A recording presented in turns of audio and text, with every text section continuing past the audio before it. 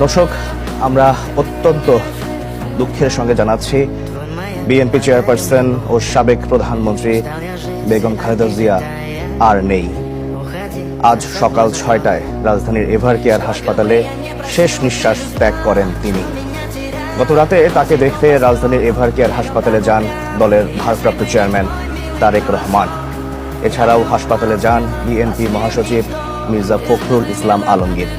এর আগে হাসপাতালে গিয়েছিলেন খালেদা জিয়ার জ্যেষ্ঠ পুত্রবধূ ডাক্তার জুবাইদা রহমান, বড় বোন সেলিনা ইসলাম, ছোট ভাই শামীম ইস্কান্দার, তারেক রহমানের মেয়ে জাইমা রহমান ও আরাফাত রহমান কোকোর মেয়ে জাহিয়া রহমান।